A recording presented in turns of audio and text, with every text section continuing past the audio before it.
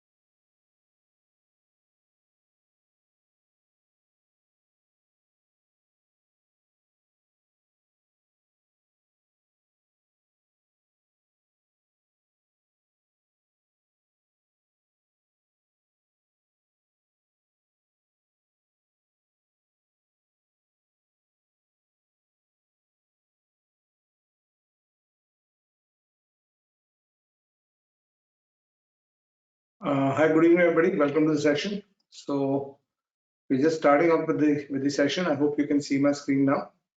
I'm just sharing my video, right? So, and I hope I'm audible and visible to all of you now. So we are doing this session. My name is Arun Sharma, and the session basically is a session about how to prepare for CSAT and how to crack CSAT with minimal effort. So that's the session that we are looking at. And as you know, when you talk about CSAT, it's I think Vishwanath, I hope you can hear me and see me now. So when you talk about CSAT in the context of the UPSC Civil Services prelims exam, as you know, from 2015 onwards, it's mostly become a qualifying paper rather than a paper whose marks are calculated.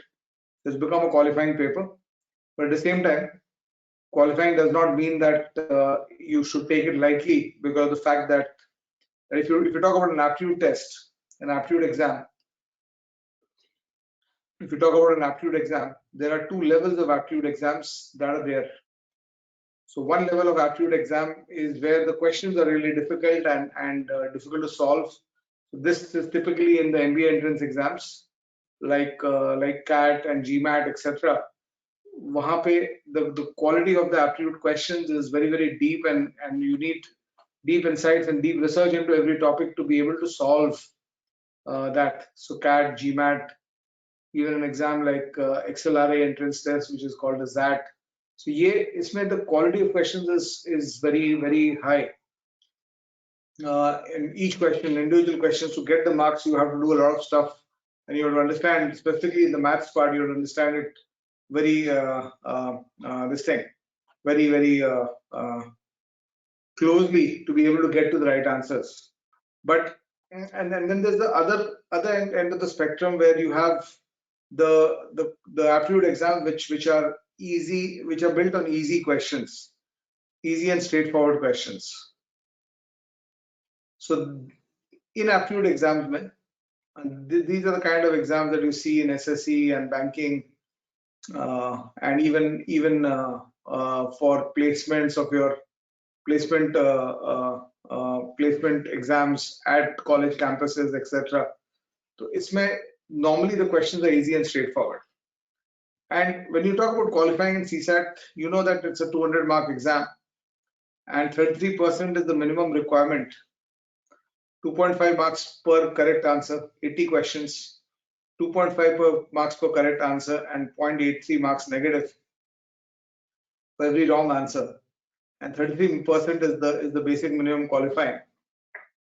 So if you look at CSAT in terms of where it lies in the spectrum, ये जो spectrum मैं बता रहा हूँ तुम लोग को about different kinds of exams. One is where the questions are tough, and the other where questions are easy and straightforward. CSAT lies somewhere in between. CSAT lies somewhere in between because it's not in this category. At the same time, parts of the CSAT actually, for example, there are essentially three parts in the CSAT. One is the comprehension. The other is the quants, the basic numeracy that they call, the UPSC calls it the basic numeracy. So one part of it is comprehension. The second part is numeracy. There are three parts when you prepare for CSAT. And the third part of it is reasoning. So you prepare for three things when you're preparing for CSAT: comprehension, numeracy, and reasoning. So typically what happens is the comprehension, the quality of the comprehension, although in the UPSC prelims, the comprehension passages are short. You'll typically encounter 100 to 200 word passages in CSAT, whereas in normal GMAT or CAT kind of exams, you encounter typically between 600 to 1000 words. 600 to 800 words is the most normal thing. But the quality of the questions and the closeness of the options actually makes it as difficult. So you don't have to read so much. The reading, and anyway, UPSC knows that if you are prepared for civil services, you have read a lot. CAT, they need to check whether you can read and understand. So that's why they do that. CAT, GMAT, etc. But once you do the reading, the closeness of the options are pretty equal. So as you would see in these exams. So that means that CSAT is somewhere actually between these two, in the sense that the comprehension of CSAT is right up there. The comprehension of CSAT, the difficulty level and the chances of you making errors in solving comprehension is close to the typical top level exams for which you need to actually prepare quite well. But when you talk about basic numeracy and reasoning, that the level is somewhere between the two, right? So basic numeracy and reasoning का level कहीं बीच में आता है, between below the CAT and GMAT and XAT levels, but definitely above what you will see in the clerical exams and the SSC exams, etc., and the banking exams. So definitely above that, but below this level. So that's why, and why I'm telling you this is because when we start preparing for CSAT, we have to understand that how easy or how difficult is it to score 33%, because in an aptitude exam, scoring 33% net score can actually be made very difficult, right? For example, so if I look at CAT, for example, CAT में around 43-44% marks पे of the total marks. If you can score around 43-44% marks, you are in the top 1% of people, which means that if you score around 33% marks in an exam like CAT, if you score around 33% marks in an exam like CAT, you are somewhere in the top 5% people. So this means that only 5% people score 33% marks in an exam like CAT, right? And I'm bringing it, I know we are not talking about the CAT here, but we are talking about CSAT and UPSC. So I'm just trying to create this thing. So typically when you prepare for the top level exams where the questions are difficult, you're trying to get beyond the 44% net score level. If you can start scoring that much, you're amongst the best guys solving the paper. But if you talk about the lower exams, if you go into the easy question based exams, like there are a lot of state level exams like Maharashtra, CET, and displacement papers, etc., where the questions are easy.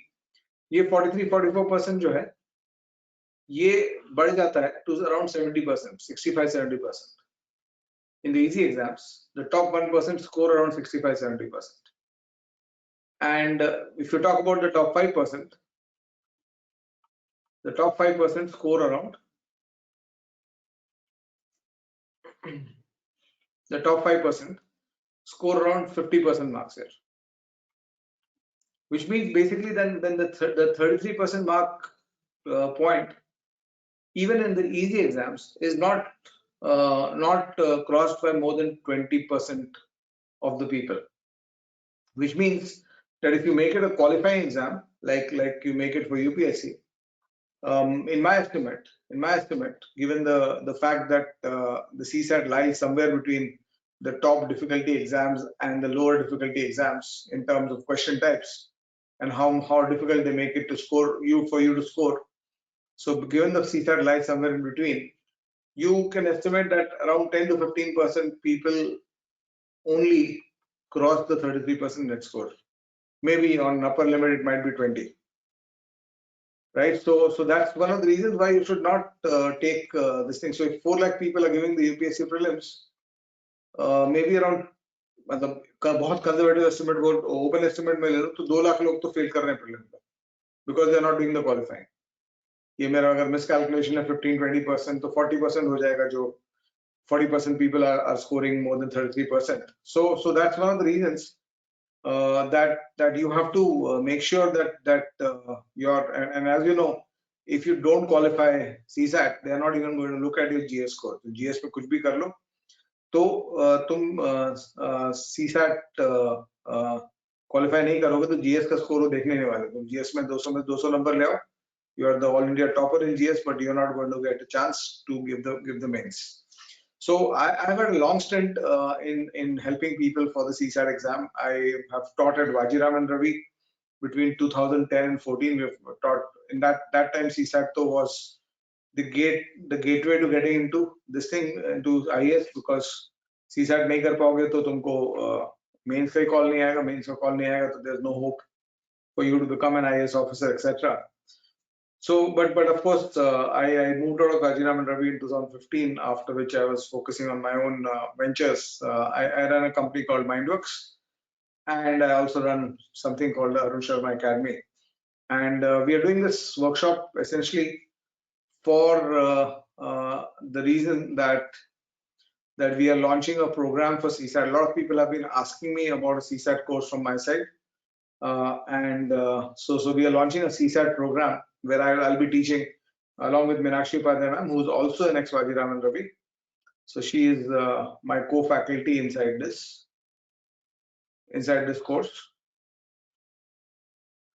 She also taught 1 year at Vajiram Ravi. After that, she could not take up that pressure of teaching so much.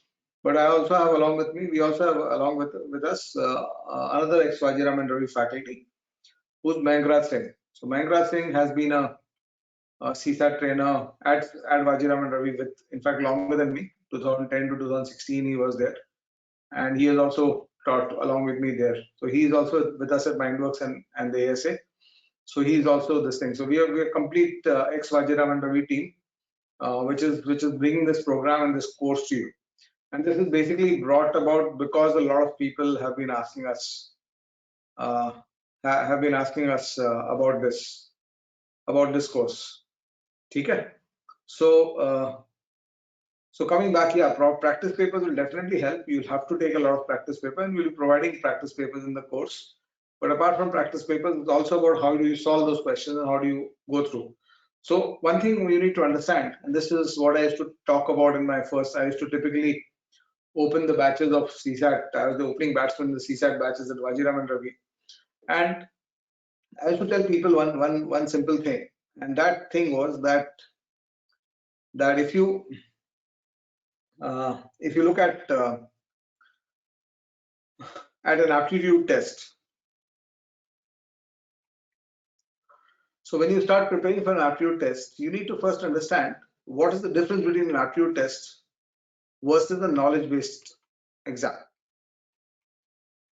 Because most of the time throughout your life, whenever you've gone through school, college, and even in your GS paper when you're preparing, you're basically preparing for a knowledge-based exam.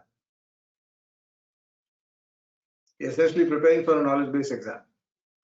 But when you try to start preparing for an aptitude exam, you need to understand the fundamental difference between how you score marks in a knowledge-based exam versus how you score marks in an aptitude test. And this is my first lecture at Vajira, which I'm kind of replicating here. Yeah, Rishabh, मेरे course में previous year question भी पूरा cover होगा. We'll cover most of the previous year questions. I'll be starting some YouTube videos also previous year questions, both on the Mindworks channel as well as the Arun Sharma Mindworks channel and the Arun Sharma Academy channel. We've got two channels. So Arun Sharma Mindworks में typically I do mostly English, और Arun Sharma Academy channel पे मैं हिंदी में करता हूँ उसको. So a lot of people want Hindi content, so we that's how we differentiate the two channels. But coming back, what is the difference between scoring? I mean, when a question comes in front of you, let's say in the GS paper 1, and the question comes in front of you in GS paper 2, which is CSAT, what is the difference in how you score marks? So a question comes in front of you, let's say this is your mind. Let's say this is your mind. So this is the crux. This is where the training program originates and the pedagogy for CSAT teaching originates. So a question comes in front of you. The question hits your mind. This is a trigger from an external source. You are solving the paper. Question paper में question सामने आया. अब तुमको अगर GS paper 1 में इसको solve कर रहे हो, if you're solving this in GS paper 1, what is the process of solving the question? The process of solving the question is 70 to 80% dependent on your memory.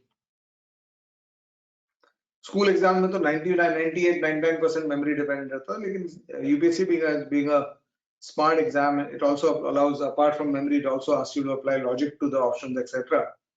But typically 70 to 80% memory पे dependent होता है वो question कि उसमें तुम marks ला पाओगे कि नहीं. और अगर memory है तो थोड़ा सा processing करो, ऑप्शन चेक करो कौन सा वाला सही है कौन सा गलत है, कोई ट्रैप तो नहीं है, वो सब चेक करो. और अगर मेमोरी से तुमको फीड हो रहा है तो most of the time you will be able to get to an answer and you'll get your 2.5 marks, right? So this is what is the knowledge based exam. But an aptitude test is an exam which is based on knowledge and skill. It is not just a knowledge based exam. So when you want to get to your 2.5 marks in an aptitude exam, जब तुमको aptitude exam में 2.5 mark लाना है तो करना क्या पड़ता है? The question comes in front of you, it hits your mind, this is your mind, and you're solving GS paper 2. Suppose question का उस chapter का theory तुमको पूरा याद है. Is that sufficient for you to get 2.5 marks? I'm talking about numeracy or reasoning. Is that sufficient for you to get 2.5 marks? The answer is no. Is that sufficient to get 2.5 marks? The answer is no. How do you get your 2.5 marks in the GS paper 2? What is the mechanics of getting the 2.5 marks? So once you understand the mechanics of this, then you can easily calculate that to get 66 marks. Surely you will need to solve 40-45 questions out of 80 in a 2-hour framework, which the CSAT is. So what is the mechanism to get the 2.5 marks? The answer to that is that you have to, first of all, given the question that comes in front of your mind, you have to execute a series of steps to get to the answer. You have to execute a series of steps to get to the answer. And your ability to get 2.5 marks is not just depend on the knowledge that you have about that topic and that issue, but also the ability to find the right set of steps to do and execute, and not just execute them. You have to be able to execute them under pressure before you get the 2.5 marks. So there's also pressure impacting your execution, right? So when you're talking about CSAT exam and you're trying to score marks in a CSAT kind of paper, the challenge you have in the CSAT kind of paper is, do you know the reactions? These are typically a set of reactions or a set of steps. These are typically a set of reactions. If you can execute them properly, you end up getting the answer to the question. So do you know the reaction? What is the quality of your reactions? Are you doing the best thing to do in that question, or are you taking a longer route? Because typically you will see that individual questions will have 3-4 ways of solving in aptitude questions. So how is the quality? What is the quality of your reactions in that situation? Is it matched up with the best people? And third one, the third aspect of this is, one is reaction, the second is quality. The third aspect of it is your ability to execution. So you might have the reaction, you might have the quality of reaction, but inside the execution, if you do 2 + 2 = 5, then it's not going to give you marks. So that's something that CSAT is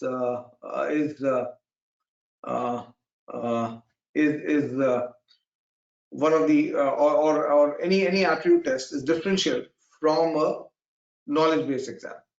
Knowledge-based exam is just the access to the memory, the memorization first. Have you done the memorization, and are you able to access it in the context of the question asked? That's the key. And that's 80% of this. But यहाँ पे it is about a set of reactions.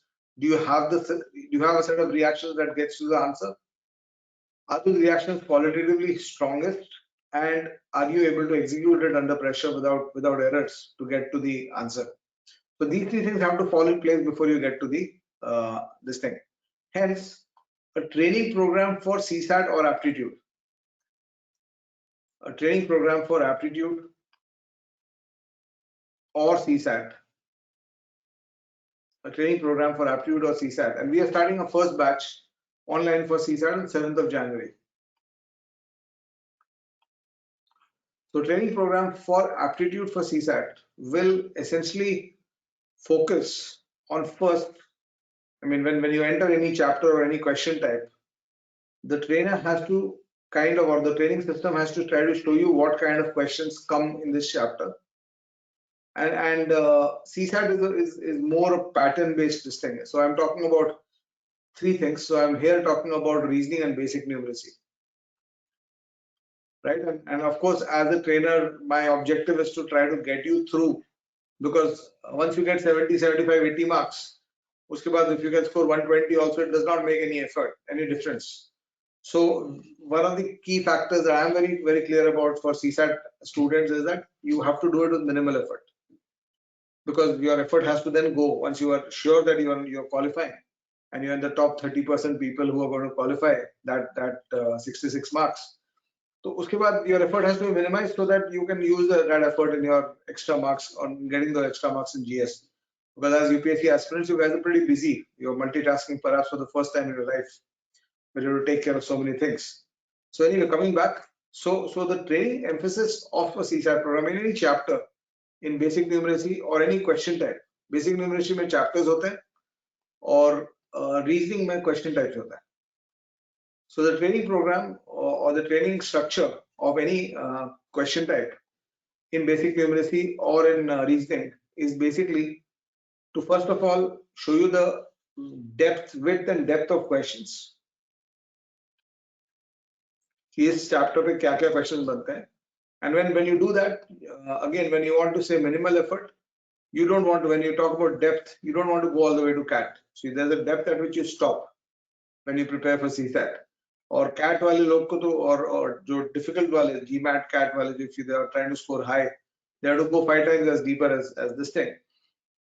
Your depth, if this is the ground level, your depth has maybe 1 story down. They have to go 5 stories down. So what is the point at which you stop saying okay, because there is content available at this level also. So one of the roles of a good CSAT course is to show you at this point के बाद और करने की जरूरत नहीं है तुम्हारा, ठीक है? And the other factor is then once we can identify what are the list of questions that you should definitely know and what are the list of reactions you should definitely know. Uske baad the next part of the training process is to show you the reactions. What are the best possible reactions, or what are the different reactions that are available to solve the question. And typically in CSAT, you will have between 2 to 4 step solutions. In CSAT, you'll have between 2 to 4 step solutions, max. You will not have more than, in an aptitude exam anyway, 4 or 5 steps se zyada does not go. The CSAT kind of exam, you'll have maximum 2 to 4 step questions. And so the trainer's role and the training program's role is to show you those 2 to 4 steps, show you different ways to do it, multiple ways to solve the same question. So one reaction, second reaction, third reaction, and then get you to practice. Once you know it, once you build the capacity to understand these steps and do these steps, then get you to practice the right content, the right question banks, so that you are equipped by the time you enter your exam.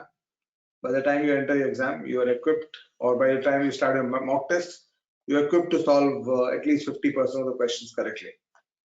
Now, why is 50% of the questions important? That's my next part of this thing. So, as I always said, the 3 components of the CSAT: comprehension and basic numeracy and reasoning. So we already talked about that, the 3 components, and we'll come to the individual components and what you need to do for preparing there. But if I go to the slide where I've talked about what it takes, what does it take to crack CSAT? So typically, you see, when you want a target score of 66 marks out of 200, you cannot cut your numbers too short. I mean, you can't aim I'll score 70 marks or I'll score 75 marks.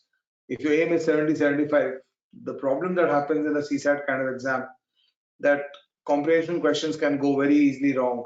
And if you have bargained 10 question mein ya 15 question comprehension ka have solved and 3 of them go wrong, every question, if you attempted, let's say 75 to 80 marks of paper, if this is the attempt, every question that goes wrong will bring you down not just by 2.5 marks. So if let's say you attempted 80 marks of paper out of 200, that means you have attempted 40% of the paper in 2 hours. So every question that goes wrong will drop your score by 2.5 and further drop your score by 0.83. So you have to make an error of judgment or a calculation error just 4 times for you to reach the borderline danger zone. But if you effectively, a question that you have attempted going wrong means from your attempt value, your score is dipping by 3.33 marks. So 4 such questions gone wrong will dip your attempt by 13.33 marks.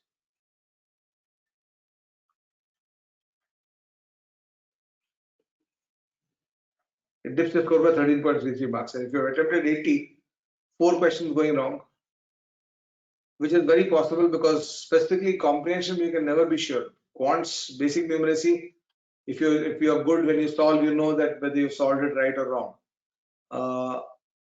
उसमें भी silly errors हो जाते हैं. तो basic numeracy, when you solve with 100% accuracy in an aptitude exam, you will actually achieve only 90% accuracy because you will make some silly errors here or there. 2 plus 2 5 हो जाएगा, सबसे होता है.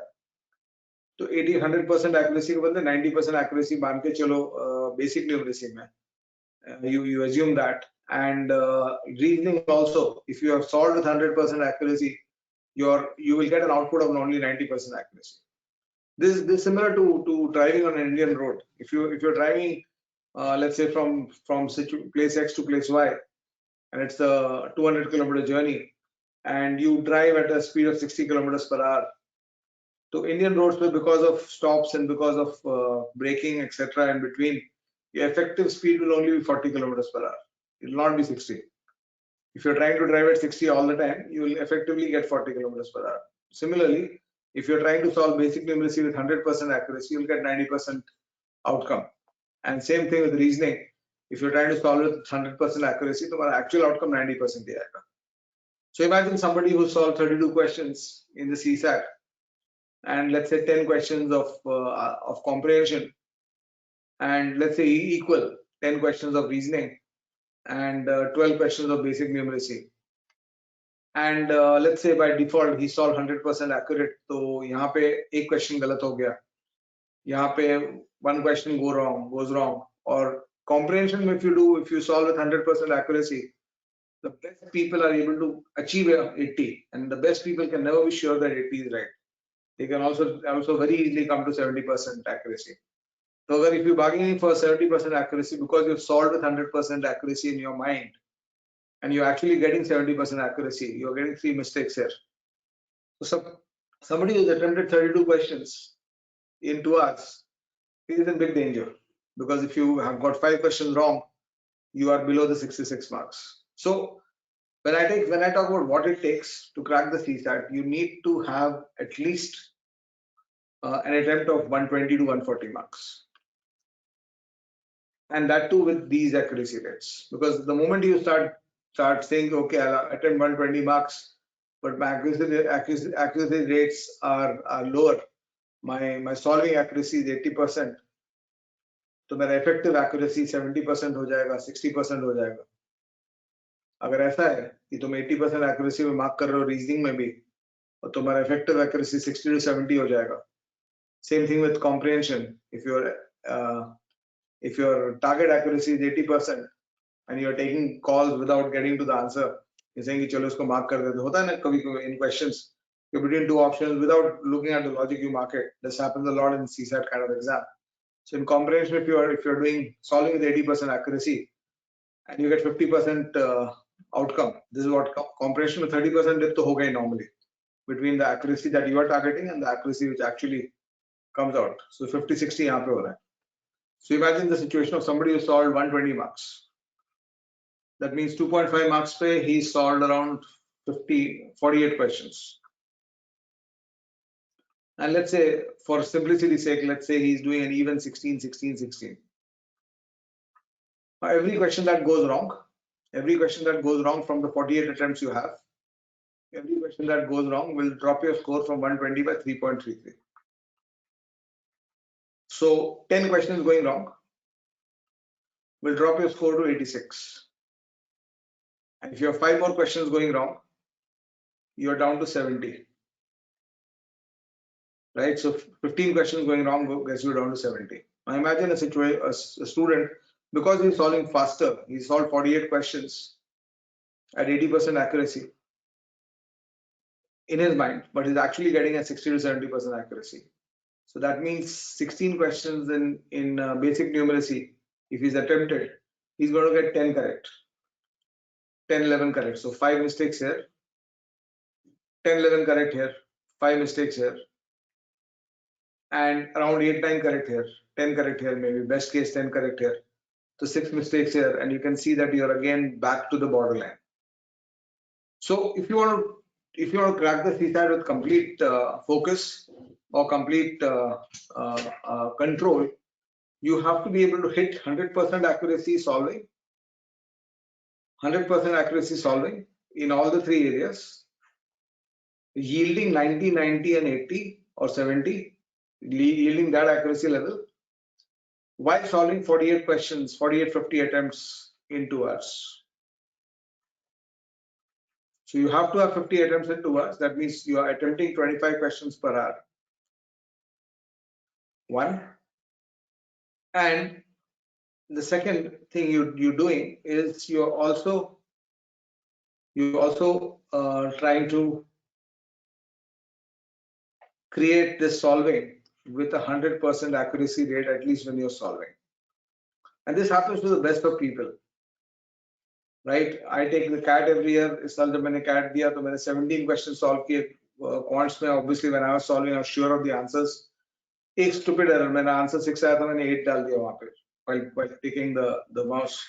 So that happens to everybody. So nobody can bargain कि 100% right लाऊंगे. और our comprehension और verbal में तो और possible नहीं है. It's not possible even more in comprehension as well as verbal area. So that's one of the reasons why you should ensure that you have to reach this point. Now, hence, how do you organize the preparation? How will our course help you?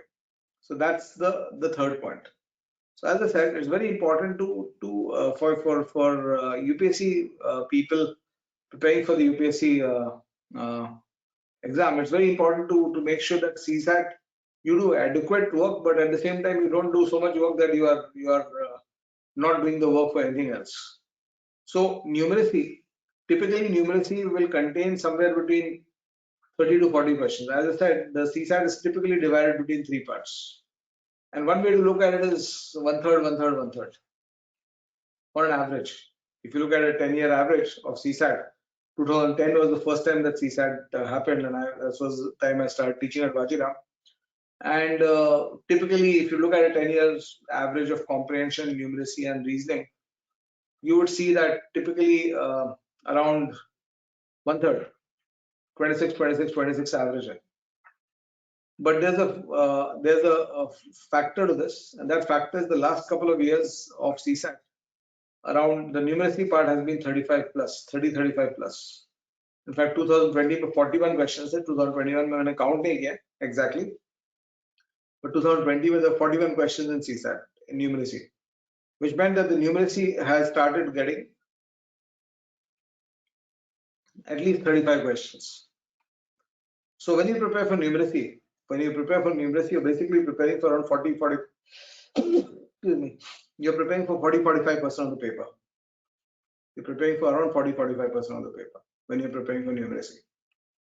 And numeracy, you have to break your this thing into 3 parts. The preparation or the chapters have to be broken into 3 parts. One is numbers,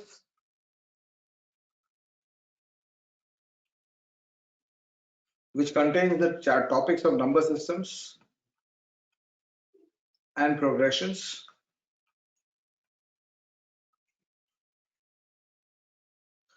The second is arithmetic,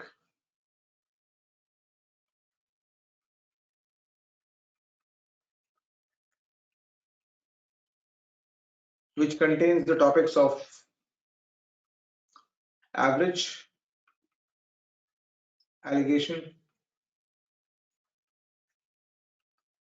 percentage, ratio proportion, time and work, interest,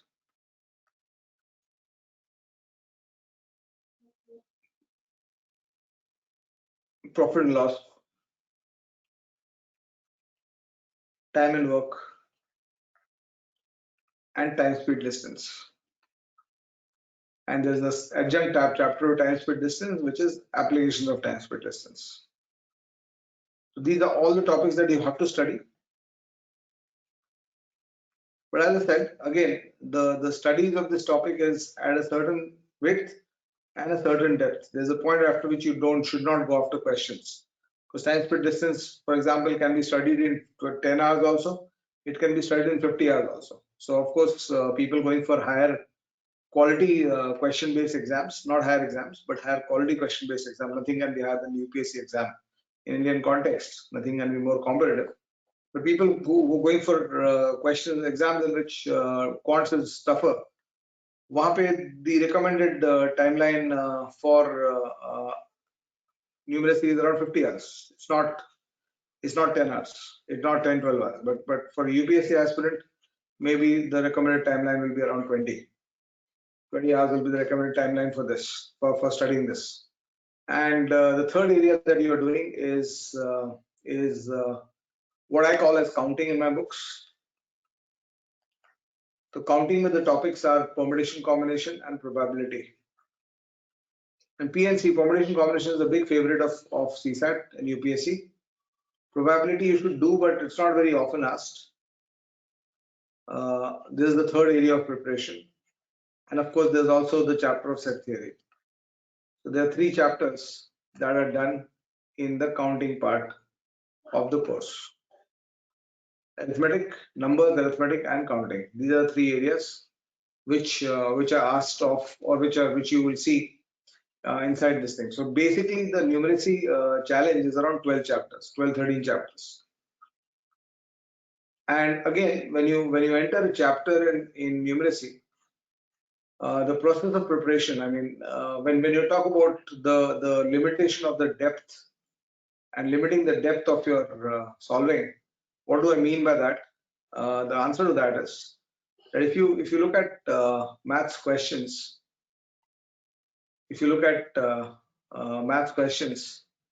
you will see that typically maths questions are the difficulty of a maths question. The difficulty of a maths question varies depending on the degree to which a question has, and this is also true in reasoning, that when you solve a question in either maths or reasoning, these are both the solving areas of CSAT, the numeracy and reasoning. The degree to which the instructions are explicit versus the degree to which the instructions are implicit. That means implied. So if something is written as explicitly, for example, explicit understanding of a CSAT question is something like saying an explicit instruction of CSAT question is something like a car travels at 40 kilometers per hour for 5 hours. So when I give you an explicit statement like this, the outcome of this is guaranteed that it's 200 hours, 200 kilometers. This is based on the common sense and the logic that speed into time equals distance, and if speed and time have the correct units and they've got units matching, that means if this is in kilometers per hour and this is in hours, it should not be in minutes. So if you use this equation, if you use this speed time equals distance formula, you'll always get the outcome of distance from there. So this is an explicit instruction, right? But if I say that if I mention an implicit instruction, on the other hand, which is more difficult to process, is if I tell you that let's say this was a CSAT question, and this question was, if I've got a grid like this, and I want to go from point A to point B on the shortest possible route. So how many routes do I have to go from here? Now this is implicit because the question is not telling you something very explicitly kya karna hai. You have to define what you have to do, and there is something what I call as, I mean, yahan pe the solving of an explicit part of a quants question or a numeracy or a reasoning question is basically what I call as OI. OI means obeying instructions of the question. But solving of an implicit question, or solving of a question in which there's an implicit information inside the question, where you have to process the information and define your own steps for it. What do I do inside this so that I get to the answer, is what I call as self-generated thought. So how much self-generated thought are you giving to the question? And inside the question, how much obeying instructions the question has. So typically, when you go to the difficult exams, this axis changes more towards this. So you, in the difficult exams, you'll have questions in which there's only 20% obeying instructions and 80% of self-generated thinking. But in CSAT kind of questions, exams, the obeying instructions, the limit of your question solving is, the obeying instructions has to be around 70 to 80%. Questions where, of course, there are some questions where 100% is obeying instructions, you get the answer. But 70 to 80% obeying instructions, 20 to 30% of self-generated thinking. That is the limit to what you need to do. And for each of the chapters I mentioned, here earlier, typically if you go to a depth, so broadly, when a question goes into self-generated thinking, it crosses the domain of standard questions. Before, when a question is mostly about obeying instructions, that question can be put into the domain of standard questions on the chapter. And when the question goes heavily on self-generated thinking, then it becomes one of the mutated or difficult questions in the chapter. So when you're preparing for CSAT, you're not doing this. Your preparation has to stop at this point. But while it has to stop at this point, you also have to understand one more thing, that the processes you use, what are the processes? Suppose you want to improve your ability to solve numeracy, or you want to improve your ability to solve reasoning so that your accuracy rate improves, your speed improves, etc. Speed always comes after accuracy. Remember that. First accuracy comes, then speed comes. First the precision comes, then speed comes. So you don't work for speed till your precision is not there. So typically what happens is that the tools that suppose you are, I mean, we test you to start the course with, and we find that let's say a chapter like averages, you are somebody who's able to do only 30% questions on your own. And we want, you have only 30% accuracy in the solving of the chapter, and we want you to reach 100% accuracy while solving, and the ability to solve all questions at the level which we define. So this movement from here to here happens through three tools. One tool is the theory. Maths has theory, reasoning has question types. Comprehension, of course, the preparation is slightly different. Comprehension and preparation process is slightly different. I'll just come to that towards the end. So theory, pehla part hai. Second part is what I call as assisted problem solving. So every inside the course we'll give you some component of assisted problem solving inside the program, and that will be followed by what we describe as self problem solving. So please understand that your ability to solve inside the exam only changes when you use the third process. So ideally, what you have to do is, let's say we pick up a chapter. Let's say we pick up a chapter like averages, and at first level of difficulty and going a little bit into second level of difficulty, if you're targeting 150, 200 questions, this target has to be in this domain. So if you have processed 150 to 200 questions, I can confidently state, if you have processed this many questions in a topic like averages, I can confidently state that you'll be able to solve 3 questions come inside the exam, you'll be able to solve all of them, right? But if you have been overly dependent on assisted problem solving, and this is in response to Rishabh's question about doubts here, if you've been overly dependent on assisted problem solving, so what happens is that if you're overly dependent on assisted problem solving, you will not be you'll not be able to solve it on your own. So the chapter, every topic, every chapter will go through 3 phases for you. Phase 1 is when you're getting the theory in place for the chapter or the question type in numeracy or reasoning. Phase 2, when you are doing assisted problem solving, a teacher is showing you questions, you are trying to solve it on your own along with the teacher gives you the video or gives you a solution to the question. That's phase 2. And phase 3, this is the phase when your chapter closes, and this is the phase when your chapter closes, and the self problem solving aspect, and this phase is where your chapter will close when you do those 150 to 200 questions on the self problem solving mode. So on depending on how good you are already at aptitude, or how poor you are at aptitude, for the 13 chapters that you study, 2 in the first area, 8 to 9 in the second area, and 3 in the third area. So 13-14 chapters are kareeb jo tum padhte ho. So an average of 150 questions per chapter. That means the total of 2100 questions of numeracy should be, and provided it's in self problem solving, should be sufficient for you to prepare it, to be ready for the exam. And so that exam mein question aayega, tumhare paas steps honge, tum unko execute bhi kar paoge, or pressure se you will not have any effect in the ability to get through the answer and get the 2.5 marks. So just like quant prep is built on question type on chapters, reasoning prep is built on question types. And you have to basically, when you do reasoning prep, you have to basically do 12 to 15 question types for CSAT. And one more thing, when specifically those of you who are looking at joining our program for CSAT, one thing that I can openly tell you, that is that when you do these question types from reasoning, and when you do this numeracy, one objective of your preparation is, of course, getting those 33% marks in the CSAT in the UPSC prelims. but you can also apply the skills that you will gain from this course.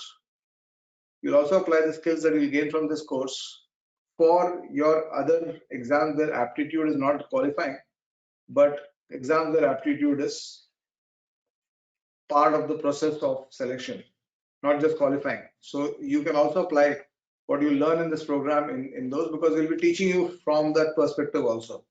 So you can go and give any banking exam, you can go and give any SSC exam, etc. So we also, because the classes and the chapters are common, so we are also going to open this course for non, some at least, I mean, of course, the CSAT में verbal का part नहीं आएगा, it'll be mostly comprehension. So उतना differential रहेगा, लेकिन there'll be a lot of things where what you learn in the program will be also applicable to your parallel exams. You want to give an RBI exam, etc. जहाँ पे भी aptitude आता है, वो सब exams you will get sorted for. And last but not the least, comprehension में, there are two things that I mean, when you prepare for comprehension, preparing for comprehension is about two parts. One is improving the understanding of a language. Now this, most of you will not have a problem because of two reasons. One is because in UPSC you're already reading a lot. When people prepare for GMAT, CAT kind of courses, they're not reading much. They're not reading much there. So we have to give them a very strong reading regimen before they can start solving.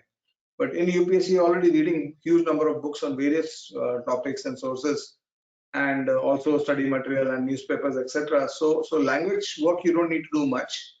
The focus of comprehension is to learn how to identify the correct answer to the question asked.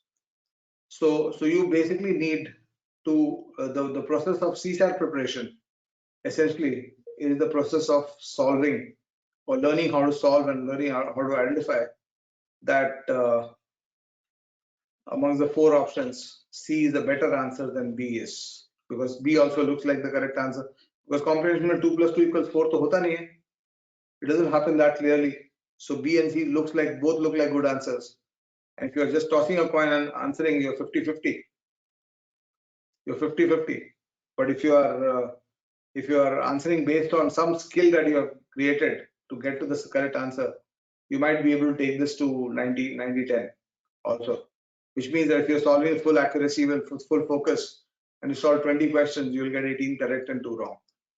If you can reach this point, right? So this is the point. Typically, you'll see that if you look at the past year questions, and we'll do the entire CSAT last 10 years papers inside this program. So if you look at the past year questions, you will see that there's a lot of what do you say? How do you say it? There's a lot of most of the questions that you will see in comprehension. The confusion always between two options. दो options तो आराम से हट जाते हैं. Two options get removed immediately. So the confusion is always between two options, and how do you identify which one is better versus that? So that can only be taught inside the questions. So this is basically what you will need to do. And of course, for numeracy part at least, अच्छा reasoning में question types क्या क्या हैं? करीब 15 question types हैं, like puzzles, arrangements, rankings,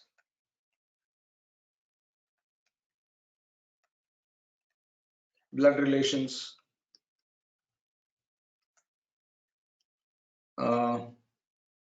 then direction test, sequence series, logical deduction, binary logic, input, then you've got coding, decoding. These are the question types that you do in reasoning. So all these will be part of our course.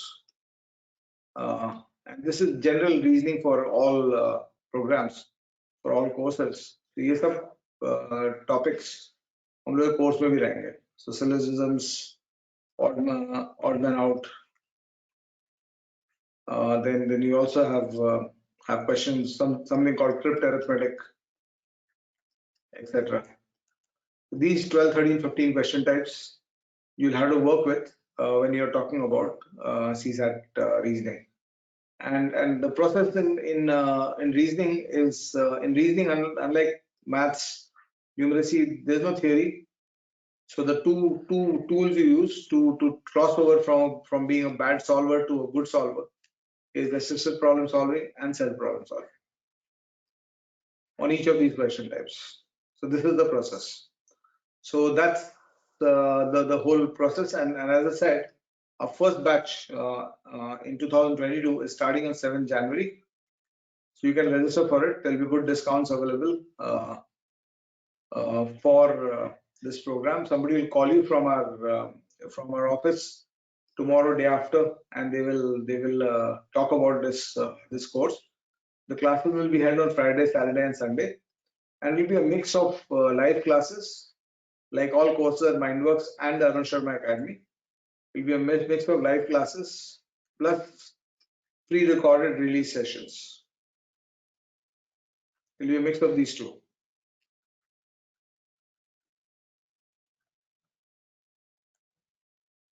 ये दोनों रहेगा इसमें हमारे course में, and so that's about it, right? Question from Rishabh is, what will the course duration? The course duration will be around 100-120 hours of live classes and around 50 hours of recorded videos. So what we do normally is most of the theory content we have created as pre-recorded videos, and then inside the live classes we mostly do problem solving based on that. So you can of course bring your doubts also to the problem solving classes, and apart from this you'll also have a test series which will be part of it.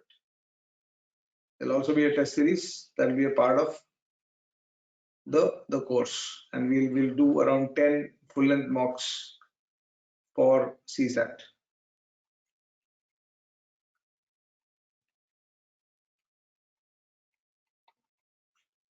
Right, so this is how the course will be built.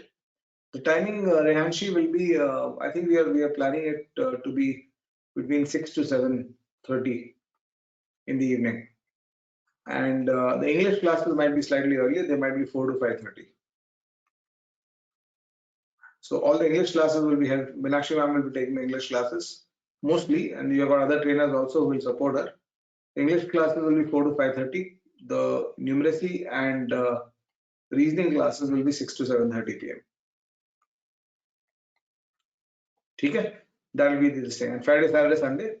And typically what will happen is Monday we'll release the new videos for the next chapter. Every week we'll release new videos for the next chapter. And you're supposed to see the videos from Monday to Thursday, and then Friday, Saturday, Sunday you come in for your doubt clearing and further problem solving on the topic. That's what it will be. Okay? Chalo. Any questions about your process and this thing?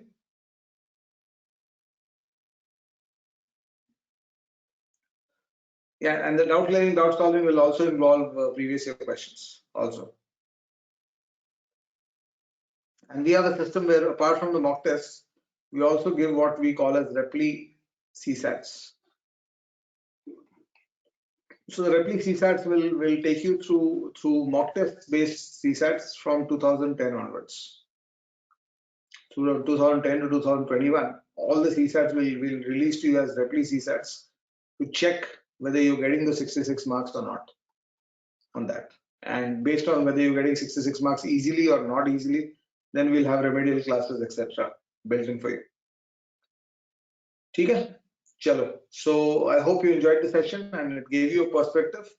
Remember that two things, the tools to move in quants is theory, assisted problem solving in basic numeracy, and self problem solving. You've got 3 tools to move you, and as a trainer we have 3 tools to move you from somebody who's not able to score marks to somebody who can score marks. So your self problem solving, we will want you to invest a little bit of time and make sure that you learn how to do this, how to do the questions, etc. inside the exam. Chalo, thank you so much, and I'll see you soon. I'll be doing some mock discussions, some actual CSAT discussions on my channel, on the Arun Sharma Mindworks channel on YouTube. So you can subscribe to the channel. The two channels we have, one is the Arun Sharma Mindworks channel, और दूसरा जो है वो Arun Sharma Academy है. The other one is Arun Sharma Academy. So we'll be doing some problem solving on both of this of previous CSAT courses. And this course will be mainly in English, the one we are doing, unless there's a larger demand for Hindi, and then we'll just see that. अभी जो current plan है वो English का course है. It's going to be in English with maybe 10% mix of Hindi. But whenever Hindi is mixed, there will be for people from South India, there'll always be a re-explanation of the same thing in English, so that you don't have a problem following it.